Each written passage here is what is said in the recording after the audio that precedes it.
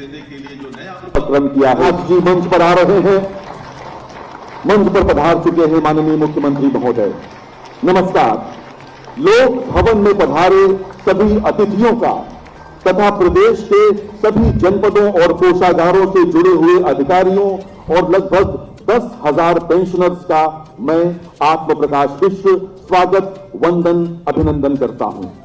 उत्तर प्रदेश के वित्त विभाग द्वारा आयोजित ई पेंशन पोर्टल के उद्घाटन के पवित्र अवसर पर माननीय मुख्यमंत्री महोदय, उप मुख्यमंत्री द्वय तथा वित्त मंत्री महोदय मंचासीन हैं।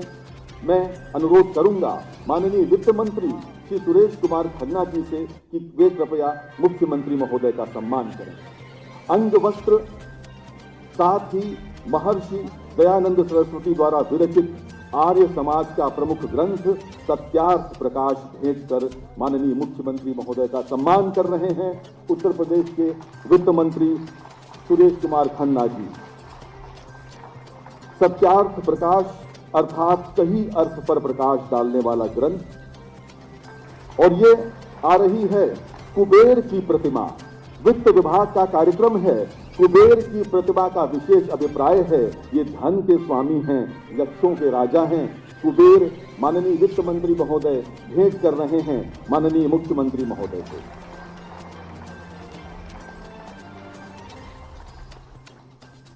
और मैं अब अनुरोध करूंगा उत्तर प्रदेश के मुख्य सचिव माननीय श्री दुर्गा शंकर मिश्र जी से कृपया उप मुख्यमंत्री श्री केशव प्रसाद मौर्य जी का सम्मान करें, उन्हें अंग वस्त्र भेंट करें और सत्यार्थ प्रकाश की एक प्रति माननीय उप मुख्यमंत्री महोदय को भेंट करें। उत्तर प्रदेश के मुख्य सचिव महोदय उप मुख्यमंत्री महोदय का सम्मान करते हुए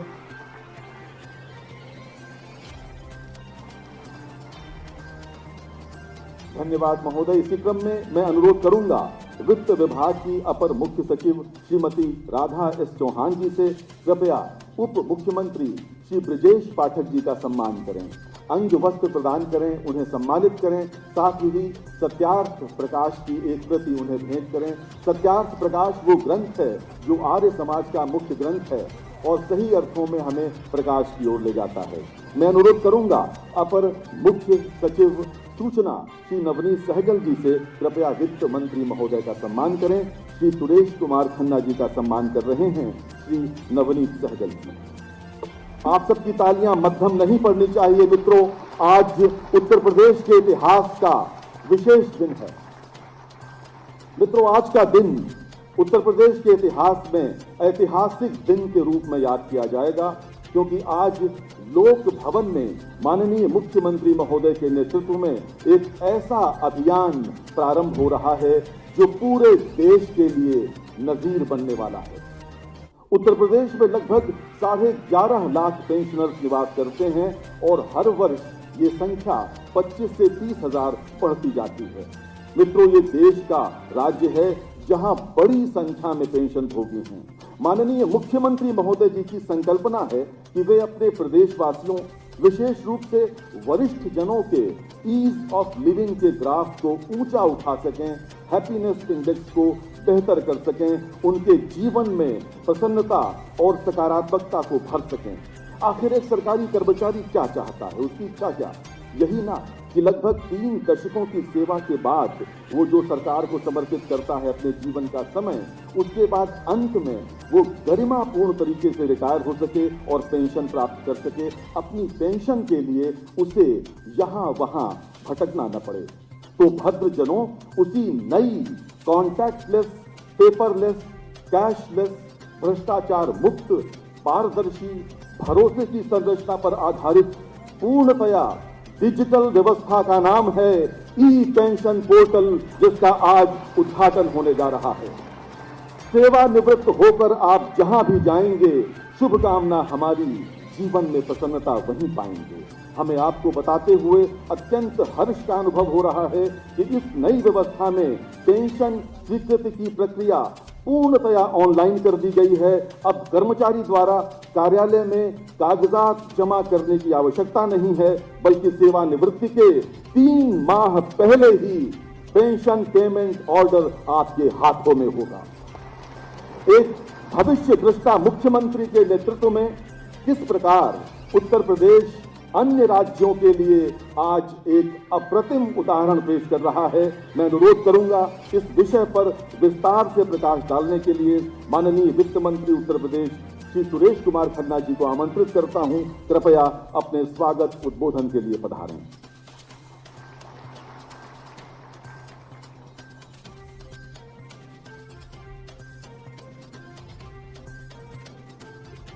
बहुत बहुत धन्यवाद उद्घोषक महोदय। आज के इस ई पेंशन पोर्टल के उद्घाटन समारोह के अवसर पर मंचासीन उत्तर प्रदेश के शिखर पुरुष यशस्वी मुख्यमंत्री आदरणीय योगी आदित्यनाथ जी, उप मुख्यमंत्री द्वय सम्माननीय श्री केशव प्रसाद मौर्य जी, सम्माननीय श्री ब्रजेश पाठक जी, मंच पर उपस्थित मुख्य सचिव श्री दुर्गा शंकर मिश्रा जी, हमारे प्रमुख सचिव ACS finance Shrimati S Radha Chauhan ji, अपर मुख्य सचिव सूचना श्री सहगल जी, मंच पर उपस्थित अन्य अधिकारीगण और मेरे समक्ष उपस्थित सभी सम्मानित बहनों और भाइयों, पेंशन धारकों,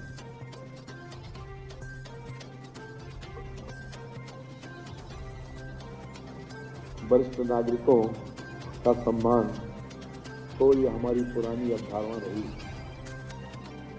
और माननीय मुख्यमंत्री जी ने पूरी संवेदनशीलता के साथ जो आज कार्यक्रम इस प्रकार से पेंशन पोर्टल का शुभारंभ होने जा रहा है, कि आज उसी संवेदनशीलता का परिचय है कि हमारे वृद्धजनों को किसी प्रकार का कोई कष्ट न हो जो लोग पेंशन प्राप्त करने जा रहे हैं। बहनों और भाइयों, आज मैं मंचासीन अपने माननीय मुख्यमंत्री जी और दोनों मुख्यमंत्री जी का विशेष रूप से स्वागत और अभिनंदन करता हूं। इस कार्यक्रम में प्रधानमंत्री जी के डिजिटल इंडिया के मंत्र की परिणति वास्तविकता की वास्तव में उसकी परिणति हो रही है जो प्रधानमंत्री जी ने डिजिटल इंडिया का मंत्र दिया था।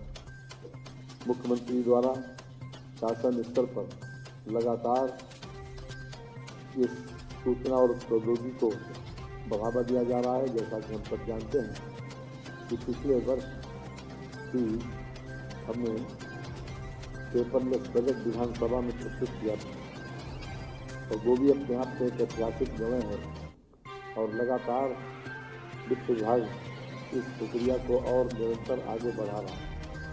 आज इसी श्रृंखला में जो भी हमारे पेंशनर्स को कठिनाई होती थी, पेंशनर हो जाने के बाद भी उनको दफ्तरों के चक्कर लगाना पड़ता था, कभी कोषागार के कभी दूसरे ऑफिस में जहाँ से कोई कमी रह जाती।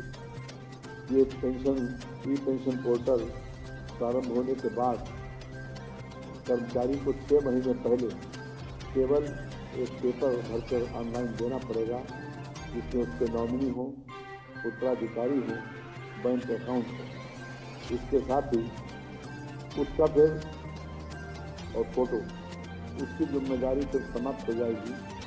उसके बाद जो पीपीओ अधिकारी हैं या आरओ वितरण अधिकारी, उनकी जिम्मेदारी रह जाती है कि वो उसकी प्रक्रिया को पूरा करें। और ये सारी प्रक्रिया जो हमारे निदेशक कोषागार हैं उनके डैशबोर्ड पर होगी। किसी प्रकार की अगर इसमें कोई कमी होगी या किसी प्रकार की आवश्यकता होगी तो SMS के माध्यम से उस जो पेंशनर है उनको सूचना दी जाएगी और 3 महीने के अंदर उनको पेंशन का पेमेंट ऑर्डर उनको मिल जाएगा। ये सब सारी की सारी व्यवस्था ऑनलाइन होगी। हम सब जानते हैं कि इसके पहले लोगों को काफ़ी कठिनाई का सामना करना पड़ता था, कई ऑफिसर्स के चक्कर लगाने पड़ते थे और समय भी ज़्यादा लगता था। यहाँ तक कि पेंशन अवकाश प्राप्त करने के बाद भी दफ्तरों के चक्कर लगाना पड़ते थे। इन तमाम असुविधाओं को देखते हुए माननीय मुख्यमंत्री जी ने ये ऑनलाइन पेंशन प्रणाली को मान्यता दी है, आज जिसका शुभारंभ होने जा रहा है।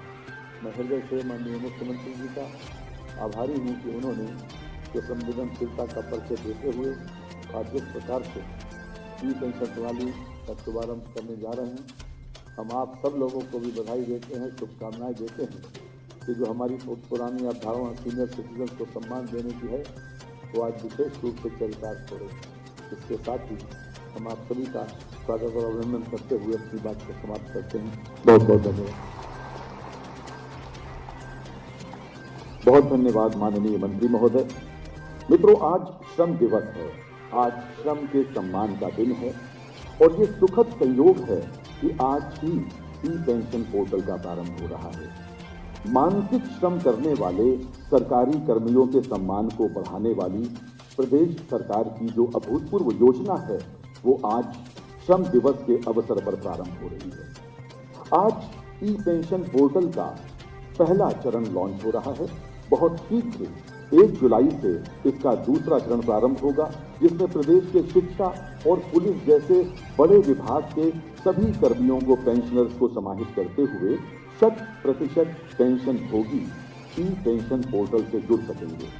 शीघ्र ही पेंशनर से संबंधित अन्य सेवाएं जैसे चिकित्सा व्यय प्रतिपूर्ति, नॉमिनी विवरण, ये सब भी ई पोर्टल के माध्यम से आपको प्रदान कर दिया जाएगा और आप मुस्कुराते हुए कह सकेंगे, मैं रिटायर हो रहा हूं, bye bye pension, hello pension. मित्रों, आप सब ये जानने को उत्सुक होंगे कि भला ये ई पोर्टल कैसे काम करेगा, इसकी खास बातें क्या क्या हैं। तो इन सभी प्रश्नों के उत्तर के रूप में अब आपको हम दिखाने जा रहे हैं ई पेंशन पोर्टल पर आधारित एक लघु फिल्म। आइए देखते हैं।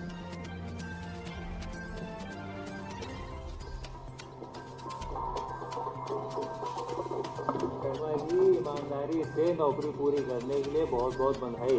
अब परमानेंट छुट्टी मिली गई है तो हमारा लाफ्टर क्लब क्यों नहीं ज्वाइन कर सकते? सही कहा, अब सेहत पे ही ध्यान देना पड़ेगा। तो वेट भी तो कम करना है भाई। वैसे अब आप अपने वजन की चिंता मत कीजिए, क्योंकि पेंशन के लिए चक्कर लगा लगा कर आपका वजन वैसे ही कम हो जाएगा। लगता है कि आप कुछ भूल रहे हैं। यूपी में योगी सरकार है, वो भी डबल इंजन वाली। योगी जी ने हम रिटायर्ड कर्मचारियों से मानसिक और आर्थिक परेशानी से बचाने के लिए पूरी प्रक्रिया को ही ऑनलाइन कर दिया। अब आसान और सुगम तरीके से 4 चरणों में पेंशन सीधे बैंक खाते में प्राप्त होगी। पहला चरण, सेवानिवृत्त के 6 माह पूर्व रजिस्ट्रेशन और आवेदन किया जाना। दूसरा चरण, वीडियो कार्यालय द्वारा पेंशनर के आवेदन की जांच कर 30 दिन के अंदर पीपीओ जारी करने वाले अधिकारी को अग्रसार है। तीसरा चरण, पीपीओ जारी करने वाले अधिकारी के द्वारा 30 दिनों के अंदर पीपीओ जारी करना, यानी 90 दिनों के अंदर रिटायरमेंट से 3 महीने पहले पूरी प्रक्रिया है। चौथा चरण, नियत तिथि को कोषागार द्वारा पेंशनर के खाते में पेंशन का भुगतान। और सबसे बड़े फायदे की बात तो ये है कि पूरी प्रक्रिया कॉन्टैक्टलेस, यानी बिना किसी मानव हस्तक्षेप के। पेपरलेस, सत्यापन के लिए कोई कागज जमा नहीं करना होगा। कैशलेस पेंशन सीधे बैंक खाते में। इस पोर्टल पर पेंशनरों को अन्य महत्वपूर्ण सेवाएं भी उपलब्ध कराई जाएंगी, जैसे चिकित्सा व्यय प्रतिपूर्ति, पारिवारिक पेंशनर विवरण में संशोधन, बैंक खाता निवास का पता व नॉमिनी में परिवर्तन, CSA का भुगतान। जिनके लिए पहले रिटायर्ड कर्मचारियों को ऑफिसों के चक्कर लगाने पड़ते थे और कागजी कार्रवाई में बहुत समय लगता था। भाई वाह, पहले तो लोगों की चप्पलें घिस जाती थी, चप्पलें, और अब पेंशन सीधे जाता है। कमाल है भाई, कमाल है। मोदी जी और योगी जी। जी हाँ, पारदर्शी एवं भ्रष्टाचार मुक्त व्यवस्था से जीवन हुआ आसान। माननीय मुख्यमंत्री योगी आदित्यनाथ द्वारा ई पेंशन पोर्टल का शुभारंभ। और अब वो समय आ गया है जिसकी प्रतीक्षा हम सब बहुत देर से कर रहे थे। मैं अत्यंत विनम्रतापूर्वक अनुरोध करूंगा माननीय मुख्यमंत्री महोदय से कि कृपया माउस क्लिक करके ई पेंशन पोर्टल का उद्घाटन करें और आप सब तालियों के साथ स्वागत करें इस योजना का।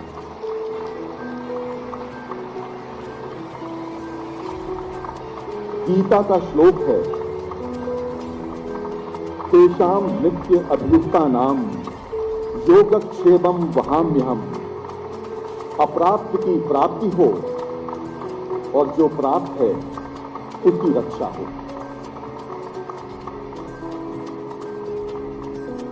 बहुत धन्यवाद माननीय मुख्यमंत्री महोदय। ई पेंशन पोर्टल का शुभारंभ हो गया है। मैं एक बार पुनः माननीय मुख्यमंत्री महोदय से अनुरोध करूंगा कि कृपया वे माउस क्लिक करके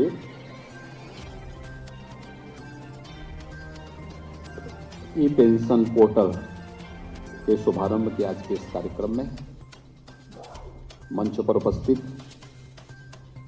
प्रदेश सरकार में मेरे वरिष्ठ सहयोगी उप मुख्यमंत्री श्री केशव प्रसाद मौर्य जी, उप मुख्यमंत्री श्री ब्रजेश पाठक जी,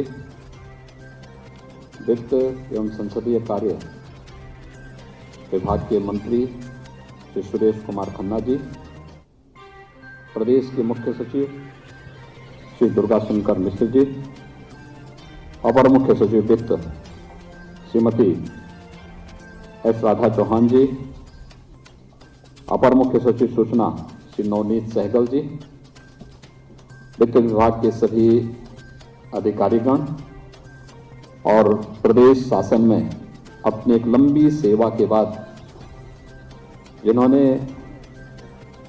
प्रदेश को अपने कार्यों के माध्यम से शासन की मंशा के अनुरूप आगे बढ़ाने में अपना योगदान दिया है, ऐसे हमारे सभी वरिष्ठ नागरिकगण, प्रदेश के सभी जनपदों से जुड़े हुए सभी वरिष्ठ नागरिकगण, हमारे प्रशासन से जुड़े हुए अधिकारीगण और उपस्थित भाइयों बहनों, मैं सबसे पहले आज मई दिवस है, श्रम के महत्व को रेखांकित करने वाला और उसका सम्मान करने वाला दिवस, और आपने अपने जीवन का एक बहुमूल्य समय प्रदेश के विकास में के योगदान में लगाया है, तो मैं सबसे पहले आप सबको और प्रदेश के सभी उन श्रमिकों को, उन नागरिकों को, उन सभी कार्मिकों को जिनके श्रम से प्रदेश विकास के पथ पर अग्रसर हुआ है, लोक कल्याण के पथ पर आगे बढ़ा है, उन सबको मई दिवस की हृदय से बधाई देता हूं। और आज इस अवसर पर यहां पर उत्तर प्रदेश शासन के द्वारा ई पेंशन पोर्टल का शुभारंभ भी किया जा रहा है, जिससे प्रदेश के 11.5 लाख कार्मिक सीधे लाभान्वित होंगे। मैं इस अवसर पर आप सबको हृदय से बधाई देता हूं, आप सबके प्रति अपनी शुभकामनाएं भी देता हूं। वास्तव में तकनीक कैसे व्यक्ति के जीवन में परिवर्तन ला सकती है। 2014 में जब प्रधानमंत्री मोदी जी ने देश की बागडोर संभाली थी, उस समय भी उन्होंने पूरे देश का आह्वान किया था कि हमें एक भ्रष्टाचार मुक्त व्यवस्था के लिए तकनीक का अधिक से अधिक उपयोग करना चाहिए। सामान्यतः जैसे लोग छोटी घटना मानते हैं, यह आवश्यक नहीं कि वह घटना जो हमें छोटी लगती है लेकिन जिस पर बीतती है उसके लिए भी छोटी हो, उसके लिए तो वह घटना ही अपने आप में बड़ी होती है। और इसलिए अपनी समस्या के समाधान करने के लिए व्यक्ति को क्या क्या नहीं करना होता है, इन सभी परेशानी को ध्यान में रख करके और प्रधानमंत्री मोदी जी की प्रेरणा से प्रदेश ने विगत 5 वर्ष के दौरान तकनीक का अधिकाधिक उपयोग करते हुए प्रदेश के 24 से 25 करोड़ लोगों के जीवन में कुछ व्यापक परिवर्तन लाने के जिस एक अच्छी मंशा से कार्य प्रारंभ किया, आज उसका परिणाम भी जीवन के प्रत्येक क्षेत्र में देखने को मिल रहा है। और अपने उन सभी पेंशन धारकों के लिए जो इस समय पेंशन प्राप्त कर रहे हैं या जिन्हें पेंशन प्राप्त करना है, इन सभी के लिए आज ई पेंशन पोर्टल इसी प्रक्रिया का एक हिस्सा है, जिससे आपके जीवन को और सरलीकरण किया जा सके। और हम कह सकते हैं यह ईज ऑफ लिविंग का ही एक हिस्सा है, व्यक्ति के जीवन को सरलीकरण करना। मुझे लगता है अपने से बहुत सारे लोग ऐसे रहे होंगे जिन्होंने अपने से पूर्व के लोगों को खूब इस दृष्टि से परेशान जरूर किया होगा, होता ही है। और लेकिन आपकी परेशानी को वित्त विभाग ने समझा और मैं धन्यवाद दूंगा। मैं खन्ना जी से ही पूछ रहा था, मैंने कहा भी आपका तो रिटायरमेंट का समय तो नहीं आया अभी, तो उन्होंने कहा कि नहीं, मेरा रिटायरमेंट का समय तो 75 साल है, अभी काफी समय है। लेकिन वित्त विभाग ने चिंता की, अपर मुख्य सचिव वित्त और उनकी टीम ने पोर्टल विकसित किया और आज प्रदेश के लाखों कार्मिकों के जीवन में एक परिवर्तन लाने वाला एक ऐसा अवसर हम सबके सामने है। आपने देखा होगा 31 मार्च को जो लोग रिटायर हुए, ऐसे 1220 कार्मिकों का भुगतान उनके खाते में सीधे ऑनलाइन चला गया है। आने वाले समय में किसी भी रिटायर होने वाले कर्मचारी को कहीं भी परेशान होने की आवश्यकता नहीं। 6 महीने पहले रजिस्ट्रेशन करना है और रजिस्ट्रेशन करने के बाद डीडीओ इस प्रक्रिया को आगे बढ़ा करके 30 दिन के अंदर पूरी जानकारी जो भी उन्हें लेना है वो जानकारी लेगा। और जो जानकारी अगर वह अपने स्तर पर प्रयास नहीं कर रहा है और किसी व्यक्ति ने गलत जानकारी दी है और उसने उसको वेरीफाई नहीं किया है, नहीं कराया है, तो यह अपने आप ही वह उसके लिए स्वयं जिम्मेदार होगा। ये उसकी जिम्मेदारी हो जाएगी कि वह इस बात को तय कर लें कि कोई भी इसमें गलत न हो। डीडीओ के बाद पीपीओ के पास वो कार्रवाई के लिए जाएगा, पीपीओ के बाद फिर पेंशन 3 महीने पहले आपके पास आ जाएगा कि आपके पेंशन के कागज अब हो चुके हैं। नहीं तो होता क्या है, कोई कर्मचारी रिटायरमेंट के पास जाता है तो अंतिम 6 महीने तो वह रिटायरमेंट के पहले कागज, रिटायरमेंट के कागज बनाने में लगाता है। रिटायरमेंट के ये कागज बनाना, वो कागज बनाना, और क्योंकि उसको भी बुरा इसलिए नहीं लगता क्योंकि उसने बहुत सारे लोगों को परेशान किया होगा पूर्व में, जाने अनजाने में ही सही, इसलिए। लेकिन मुझे लगता है कि बहुत सारे लोग सचमुच पीड़ित रहते हैं क्योंकि उसने तो कोई गलती नहीं की, वो तो अपना सामान्य अपने कार्य के साथ जोड़ रहा है, अपना काम कर रहा है, लेकिन अनावश्यक कार्यालयों का चक्कर लगाना, जिस कार्यालय में कल तक वो बॉस था आज वहां लाइन पे खड़ा हो रखा है, कैसी स्थिति होगी उसकी।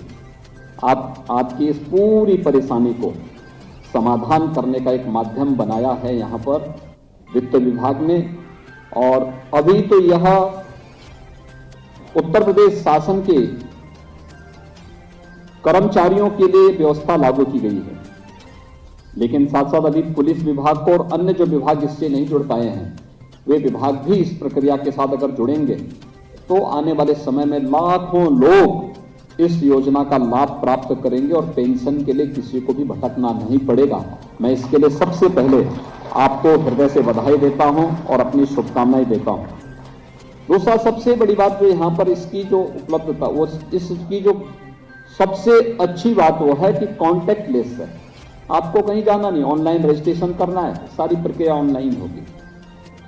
ये पेपरलेस है, पेपर के जो मोटे मोटे वो बनते हैं वो उसकी भी आवश्यकता नहीं पड़ेगी, सारी चीजें उसी के साथ इसको जुड़ना है। कैशलेस है, जब कैशलेस होगा तो लेन देन की भी कोई संभावना इसमें नहीं रहेगी और प्रक्रिया 6 महीने पहले से ही ये अपने आप पूरी हो जाएगी और पेंशन आवेदन किए जाने के उपरांत 30 दिनों के अंदर इसमें सभी प्रक्रियाएं अपने आप आगे बढ़ती हुई एक कार्यक्रम आगे बढ़ेगा ऑनलाइन डैशबोर्ड द्वारा ये पूरी तरह अनुरक्षित भी होगा।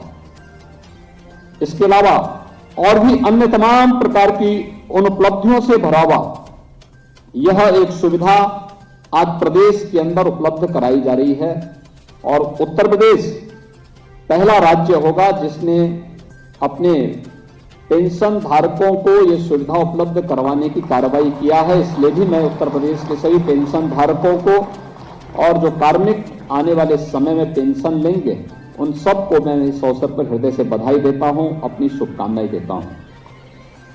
भाइयों बहनों, ये यहां पर हमारे संचालक बोल रहे थे कि हमारे जो पेंशन भोगी हैं ये लोग आने वाले समय में कैसे वो करेंगे। मुझे लगता है कि पेंशन आपने सरकार के साथ जो एग्रीमेंट किया है उस एग्रीमेंट के क्रम में ये पेंशन आपको प्राप्त हो रही है। जो आपने यहां पर कार्य किया है वो कंट्रीब्यूशन कर्मचारी का भी होता है, स्टेट का भी होता है, तो आपको मिल रहा है। एक कर्मयोगी के रूप में जो योगदान आपने दिया है तो आप पेंशन भोगी नहीं, पेंशन योगी के रूप में ही आपका सम्मान इस रूप में होना चाहिए, क्योंकि आपने जो योगदान दिया है उस योगदान के प्रति शासन और आपके स्वयं के कंट्रीब्यूशन का प्रतिफल आपको प्राप्त हो रहा है और यह सचमुच उसी रूप में हमें आगे भी बढ़ाना चाहिए। क्योंकि आपने देखा होगा कि जो वित्त विभाग ने दिया है अंत में योगक्षेम वया महम, यह भाव ही हमारा होना चाहिए और यह कल्याणकारी भाव जब भी व्यक्ति के मन में होगा, समाज के मन में होगा, लोक के मन में होगा, तो उसका आगे का जीवन उतना ही सुखद और उतना ही प्रसन्नचित्त होगा। देखिए, हमें हमेशा अच्छी और सकारात्मक सोच के साथ आगे बढ़ना होगा। अच्छी और सकारात्मक सोच व्यक्ति को एक नई ऊर्जा से ओतप्रोत करता है, उसके जीवन में खुशहाली लेके आता है। नकारात्मक सोच व्यक्ति को अवनति की ओर लेके जाता है, लेकिन सकारात्मक सोच व्यक्ति को उन्नति की ओर लेके जाता है। जो व्यक्ति सोचता है ये गलत है, हर जगह उसको गलती दिखाई देता है, हर जगह उसको खामी ही दिखाई देती है, हर जगह बुराई ही दिखाई देती है, तो वह व्यक्ति कभी भला नहीं कर सकता, न स्वयं का भला कर सकता है, न समाज का, न लोक का। अच्छी सोच, अच्छा देखना, अच्छा सोचना, अच्छा करना और अच्छी सकारात्मक भाव के साथ आगे बढ़ने की व्यवस्था करना। अब अपने जीवन के अनुभव का, जिसने किसी भी क्षेत्र में काम किया है, उसमें से बहुत सारे लोग होते हैं जिनकी बहुत सारी सेवाएं हमें शासन में भी लेनी होती है। बहुत सारे लोग ऐसे हो सकते हैं जो समाज के लिए अपने वानप्रस्थ जीवन के इस अमूल्य कालखंड का उपयोग समाज के लिए कुछ रचनात्मक करने में भी कर सकते हैं, क्योंकि आपके पास एक लंबा अनुभव होता है। कोई भी पेंशन धारक होता है, उसके पास जीवन का 35 से लेकर 35-40 वर्ष का एक लंबा अनुभव होता है और ये लंबा अनुभव ही वास्तव में व्यवहारिक ज्ञान है। आपने जैसा जीवन जिया है, लोगों को उसके अनुरूप बनाने और उसके अनुरूप उन समस्याओं से, उन चुनौतियों से बचाने के लिए सही उपाय आप दे पाएंगे, उनको बता पाएंगे कि देखिए इस समस्या का समाधान इस रूप में हो सकता है। हम देखते हैं बहुत सारे ऐसे कर्मचारी होते हैं जिन्होंने लंबा समय एक पटल पर एक कार्य के साथ आगे बढ़ाया है और जब अपना प्रेजेंटेशन, अपना अनुभव बताते हैं तो अनुभव वर्तमान के लिए और आने वाली पीढ़ी के लिए अत्यंत उपयोगी हो जाता है। अलग अलग क्षेत्र से जुड़े हुए लोग इस क्षेत्र में जुड़ सकते हैं और उससे लाभान्वित हो सकते हैं। और मेरा आप सबसे यही आग्रह होगा, जितने भी हमारे सीनियर सिटीजन्स हैं, कि जीवन में नकारात्मकता को कोई स्थान मत दीजिए। अपने जीवन को अपने तरीके से प्रफुल्लित होकर के जीने की हमें एक नई आदत डालनी पड़ेगी और अपने को अधिकाधिक समाज के लिए उपयोगी बनाना होगा। याद रखना कि भारत की आश्रम की पद्धति ने जीवन को 4 भागों में विभाजित किया। एक, सबसे पहला ब्रह्मचर्य आश्रम का, यानी ब्रह्मचर्य आश्रम का मतलब व्यक्ति को जब ज्ञान की साधना में लीन होना है, 25 वर्ष तक की आयु को माना है। ठीक है, हमने बालिग की उम्र वर्तमान में 18 वर्ष की है। व्यक्ति 18 वर्ष के बाद, 20 वर्ष के बाद, 22 वर्ष के बाद सरकारी नौकरी में या निजी क्षेत्र की नौकरी में आ जाता है। लेकिन 25 वर्ष तक की आयु ये माना गया कि व्यक्ति को सीखने जानने का एक अवसर मिलना चाहिए, उचित अवसर मिलना चाहिए, जिससे वह समाज पर निर्भर होकर के स्वयं के लिए लेता है।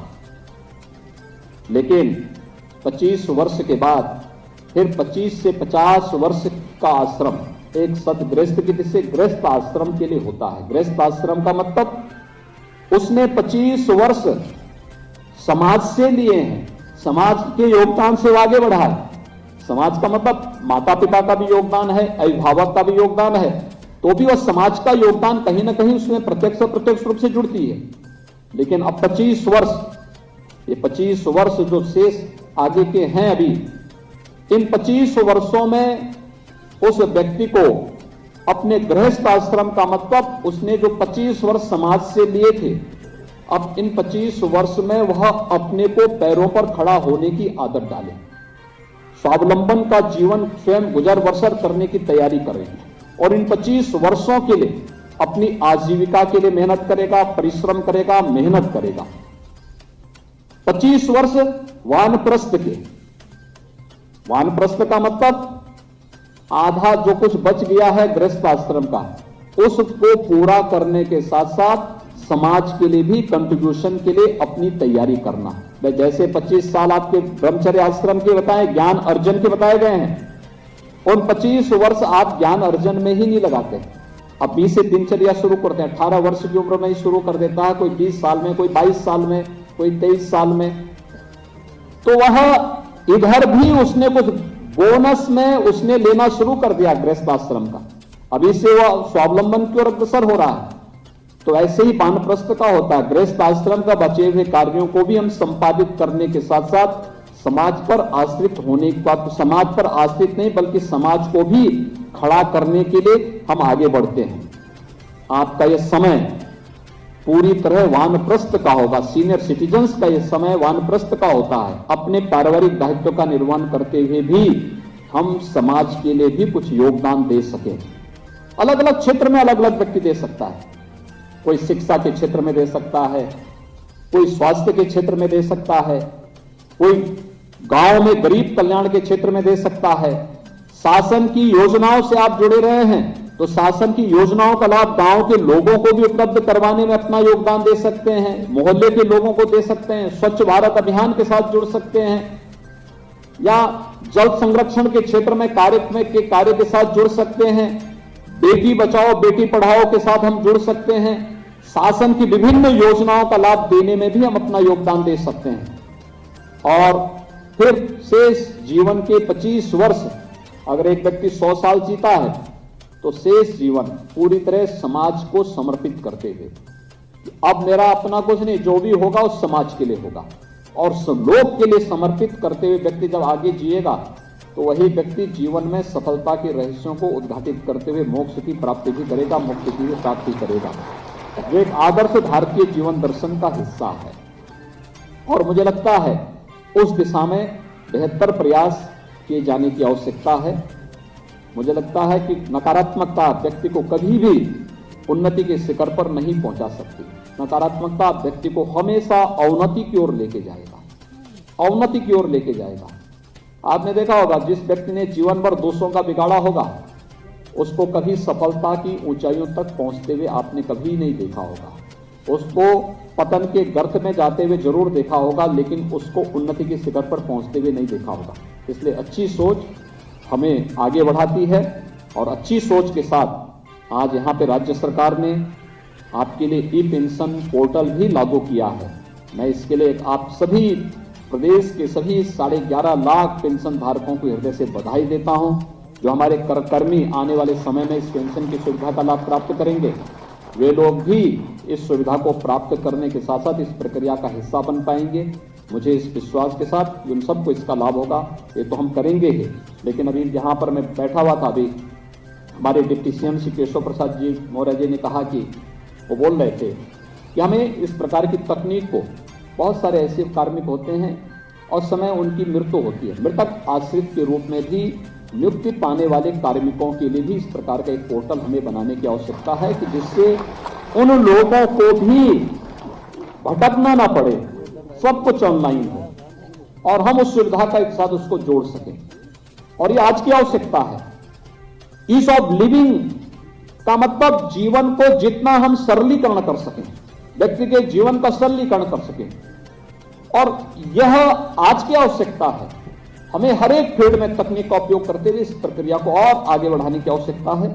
मैं एक बार फिर से मैं चाहूंगा कि इस दिशा में भी मुख्य सचिव के स्तर पर एक प्रयास प्रारंभ हो। विभिन्न विभागों की अंतर विभागीय समिति बना करके एक व्यवस्था तैयार करें कि जिससे हम लोग कोई भी मृतक है उसके देय के भुगतान के साथ साथ उसके मृतक आश्रित को भी नौकरी देने का जो प्रावधान है अंतर विभागीय हो सकता है, संबंधित विभाग में हो सकता है, और क्या प्रक्रिया अपनाई जा सकती है, इस प्रक्रिया को भी हमें आगे बढ़ाने की कार्रवाई को एक सुनिश्चित योजना के तहत आगे बढ़ाना चाहिए। और आने वाले समय में हर एक विभाग को अपनी प्रक्रिया को ई ऑफिस के साथ जोड़ते हुए हमें बताना चाहिए हर एक विभाग को कैसे क्या क्या हमारी योजनाएं हैं, क्या क्या हम कार्य कर रहे हैं। पब्लिक आपके योजनाओं को गांव में बैठ करके, अपने वार्ड में बैठ करके, अपने गांव के उसमें बैठ करके देख सके, जान सके, जिससे हम एक सामान्य नागरिक को लोकतंत्र की उन भावनाओं का सम्मान करते हुए उन योजनाओं का लाभ प्रत्येक नागरिक ले भी सके और देख भी सके क्या हो रहा है, क्या स्थितियां हैं। उसका स्मार्टफोन उसको बता देगा स्टेट की प्रोग्रेस क्या है और उसके स्तर पर क्या योगदान इसमें होना है, ये भी हमें इसके साथ जोड़ना चाहिए। मैं इस अवसर पर एक बार फिर से अपने इन सभी सीनियर सिटीजन्स को और अपने उन सभी कार्मिकों को जो पेंशन की सुविधा से जुड़ेंगे उन सबको मैं आज के इस ई पेंशन पोर्टल लागू होने पर हृदय से बधाई देता हूं। प्रदेश भर के सभी श्रमिकों को आज के इस श्रमिक दिवस पर हृदय से बधाई भी देता हूं, अपनी शुभकामनाएं भी देता हूं, क्योंकि श्रमिकों के लिए भी राज्य सरकार ने कुछ कार्यक्रम बनाए हैं। एक आज श्रमिक दिवस है, हमने हर एक श्रमिक को, वह प्रवासी हो या निवासी हो, हर एक श्रमिक को 2 लाख रुपए की सामाजिक सुरक्षा की गारंटी उत्तर प्रदेश सरकार ने उपलब्ध करवाई है। कोविड के दौरान हम लोगों ने उपलब्ध करवाई है। 5 लाख रुपए का स्वास्थ्य बीमा का कवर हर एक श्रमिक को देने की कार्रवाई युद्ध स्तर पर आगे बढ़ रही है। और साथ साथ जितने भी पीओसी बोर्ड से जुड़े हुए श्रमिक हैं जिन्होंने अपना रजिस्ट्रेशन करा रखा है, उन सभी श्रमिकों के बच्चों के लिए हम लोगों ने एक व्यवस्था की, क्योंकि जो श्रमिक आज लखनऊ में है 2 महीने के बाद फिर वह जाकर के बरेली या कानपुर में जाके काम करता है, जहां उसको काम मिलता वहां भटकता है, परिवार को साथ में लेके जाता, बच्चे नहीं पढ़ पाते। उनके बच्चों के लिए कोरोना कालखंड में जो बच्चे अनाथ हुए थे, उन बच्चों के लिए, जो बच्चे अनाथ हैं उनके लिए भी, और साथ साथ हमें उसमें जोड़ना चाहिए रेलवे स्टेशन पर, बस स्टेशन पर या इधर उधर तमाम ऐसे बच्चे भटकते हैं जिनमें प्रतिभा तो है लेकिन उचित गाइडेंस के अभाव में उन बच्चों को पठन पाठन का कोई बेहतर माहौल न होने के नाते बाद में गलत मार्ग पर वे जाते हैं और अपराध की दुनिया में जाकर के अपनी पूरे जीवन को बर्बाद करते हैं। उन सभी के लिए हम 18 अटल आवासीय विद्यालय 18 कमिश्नरी में पहले चरण में बना रहे हैं, जिसमें उन बच्चों को बेसिक से लेकर के यानी 5वीं तक, एक पहली से 5वीं तक पढ़ाने की व्यवस्था अलग विद्यालय में, लेकिन 6ठी से लेकर के 12वीं तक आवासीय विद्यालय, रेजिडेंशियल विद्यालय, अत्याधुनिक सुविधाओं से युक्त आवासीय विद्यालय बन रहे हैं। उन विद्यालयों में उनको पढ़ाने की व्यवस्था होगी। सभी प्रकार की सुविधाएं वहां पर फ्री में सरकार के द्वारा उन्हें उपलब्ध करवाया जाएगा।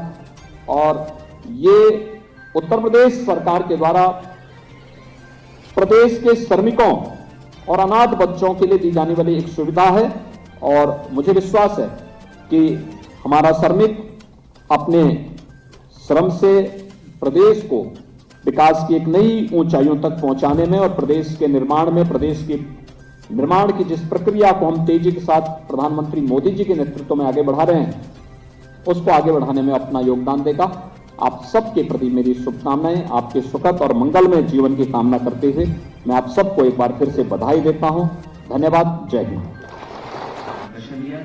इस कार्यक्रम में उपस्थित सभी पेंशन धारक जो कई जगह दूर दूर से आए और जो सभी हमारे जिलों में जो कनेक्टेड हैं उनको भी हम बहुत बहुत धन्यवाद देना चाहेंगे और मुझे विश्वास दिलाना चाहता हूँ मान्यता गया है जिसने अपनी पेंशन की व्यवस्था को कंप्यूटर पर उतार दिया है, डिजिटल कर दिया है। माननीय मुख्यमंत्री महोदय